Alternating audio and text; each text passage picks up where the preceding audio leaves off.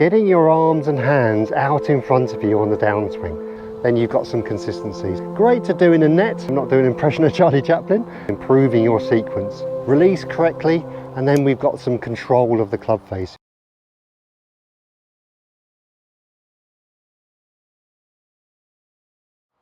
Hi everyone, welcome back to another video on the channel. Thank you very much for joining me. My name is Warren Bennett. Trev's over there getting out of the way of this pretty hot weather we got in the middle range here at Chestfield today. This video is all about getting your arms and hands out in front of you on the downswing. Basically improving your sequence. If you early extend, which means you stand up and kind of thrust your body towards the ball on the downswing, that can cause some problems. So I've got a drill to really get your arms and club out in front of you, and if you can do that right, then you've got the proper sequence on the way through. It's basically called matching up. So I'll get the back camera set up, show you the drill, and let's get going. Okay everyone, so thanks very much for joining me. As you can see, I've got an aim stick with me. I'm not doing an impression of Charlie Chaplin. So let's get our arms and hands out in front of us. You get your arms and hands down in front of your body, you've got a greater chance for this club to match up, release correctly, and then we've got some control of the club face. If you've got control of the club face, then you've got some consistency. So this little exercise is a great feedback exercise, because I love exercises like this. There's a lot of exercises in one sentence. Great to do in a net. It's not really result based, but obviously if we can add the result to it, even better. So let me show you what it is. I'm going to put a club through my belt loop. So hopefully if you've got some trousers with some belt loops. So now it gives me a great feedback to where my hips are. Backswing, we're going to coil. So if you can create some coil, what you don't want to do is tilt. So that's like me bumping my right hip this way, and you can see from the behind view the stick isn't pointing back enough. So if you want to make it easier on your life to get your hands and club out in front of you on the way down, introduce some coil. So there's a video I did on that a few weeks ago. I'll put it on the screen now for you to look at, hopefully after this one. But coil, get your right hip going back behind you, create some pressure. So you can see the difference now. My right hip is now pointing, or my hips are now pointing back behind me. Only about 45 degrees, and that's pretty good. That now gives me the ability to now wait for it, get my arms and hands and club out in front of this stick, and then I can turn everything through together. So let me show you the wrong way. Even if you do a half decent backswing, if you throw your hips, and this is kind of more elite stuff, especially juniors trying to create power, they throw their legs in front of their body too much and the club, and you can see there, my right elbow is behind the stick, the club whacks in, which is basically too far behind. From here, you're probably going to have to stall and flick it. I want you to do the opposite. I want you to make a backswing, and I want you to feel like your arms and hands and club are dropping in front of that stick. Nice and gently to start with, hit it into a net, backswing, beautiful. Really going to feel like your arms and hands and club are coming down before everything gets a bit too violent in the transition. This can be done with any club, by the way. So a few little rehearsals, bring a bit of lateral into play here with your legs. But I'm really feeling my right elbow is going to be in front of that stick there. It's a fantastic visual, by the way.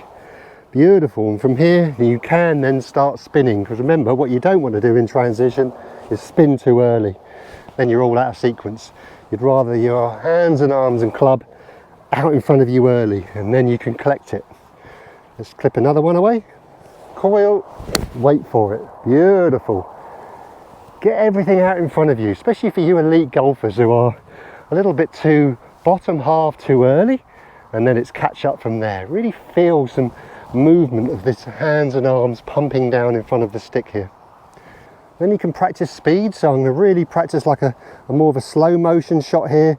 Coil, you can see where the stick's aiming, you can check it if you like. Oh yeah, I can really feel I'm into my right pocket there. Aim stick's pointing behind me, you don't want it pointing sideways. Right, nice and slow. Beautiful. Kind of Justin Rose style. Get the club and arms in front of you here. You don't want it behind you. It's really good to kind of get that sequence right, because if you can get the sequence right, you've got a chance for the club to do the work for you. So while I do a few of these, just want to say thank you to everyone's support. Wow, hitting past 17,000 subscribers now. YouTube members, Patreon members. I'm just loving the channel at the moment. Love coming out here making the videos for you. Remember, not every video is for everyone, but I'm here to hopefully improve your experience playing golf.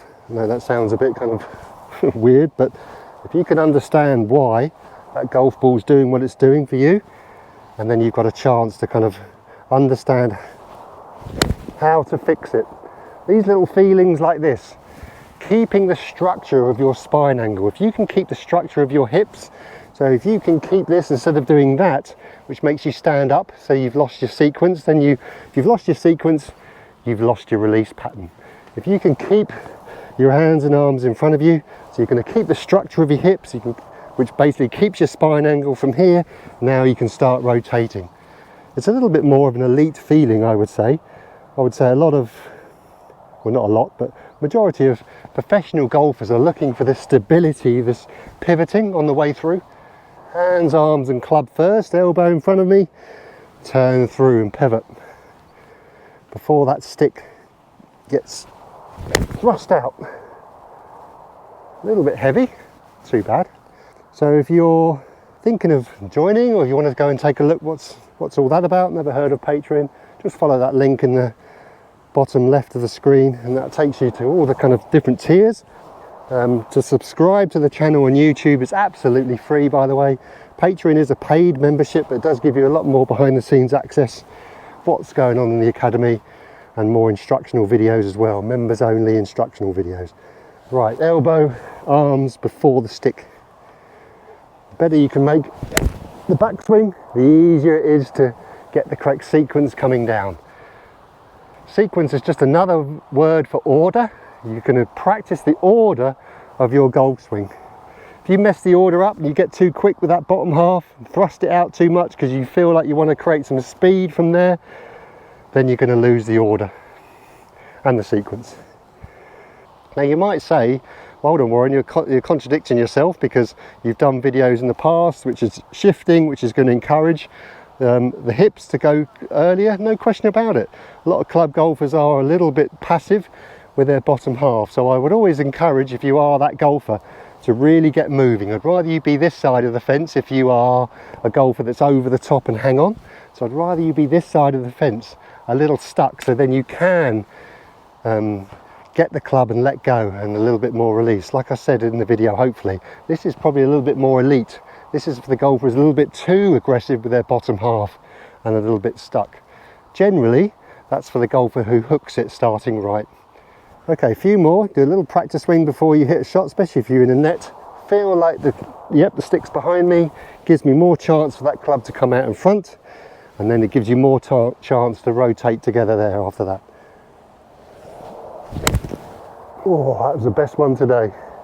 Really felt my arms and club out in front of me there, and the objective is to not get this club to hit that stick, so you're really pacifying that bottom half to allow your arms to come in front of your body and then everything to turn together. So obviously you can't play around the golf course like this. It's a feel, like I always say. Feeling comes from movement, so you can do a few of these. Right, okay, that's quite visual, and then you can maybe take the stick away or just hit some shots and you'll get a feeling from that, trust me. So I think Tom Kite said it, feelings come from movement. Make the movement first and you'll think, oh yeah, I can really feel like, wow, really waiting for it here.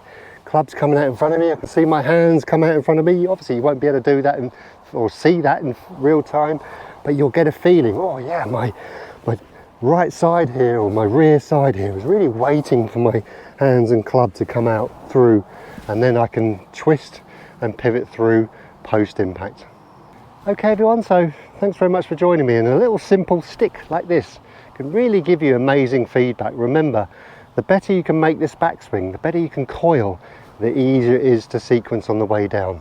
Remember, you don't have to be perfect, you just layer a little bit of this into your swing, and I'm sure you'll see the results by it.